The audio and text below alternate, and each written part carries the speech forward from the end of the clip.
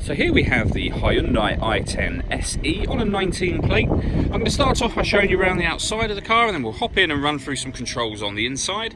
But from the outside you can see it's a 5-door car. We'll start off inside the boot and then work our way around the rest of the car from there.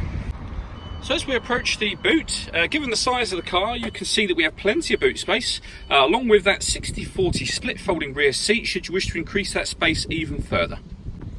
Okay, so we're just going to work our way back round to the front of the car, and then we'll hop in and run through some controls on the inside. Now that we've done a full circle of it, you can see it's in excellent condition the whole way round. Just briefly before we climb in, I think it's well worth seeing the interior from this exterior point of view. There's plenty to run through on the dashboard, so let's hop in and we'll do that right now.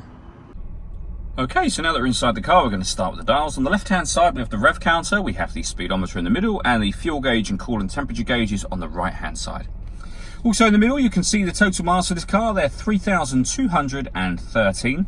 The information displayed above that can be changed using a button on the steering wheel for various different bits of trip computer information, all of which can be reset should you be going on a journey, and that's done just here.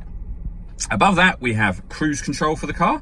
On the left-hand side, we have stereo controls and phone controls. The phone controls can only be used after such time as you have paired up the phone, and that is done over in the center area just here. Hit the phone button and then use the numbers, so add new for example, to follow the instructions on screen.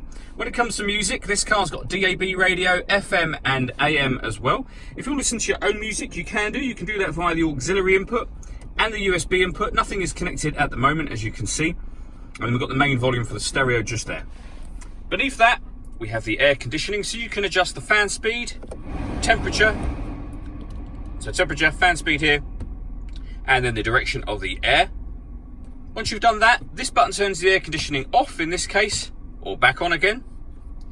And you can choose to either recirculate the air that's in the car, or bring in fresh air from outside. Recirculating it is a great way of heating it up or cooling it down quickly depending on the temperature you set here. Under that, we have a 12-volt charging socket as well as the auxiliary and USB input that I mentioned previously.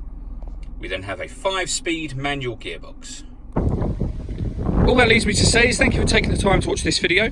If you'd like to come and see the car in person and have a test drive, please feel free to call any of our MJA sites.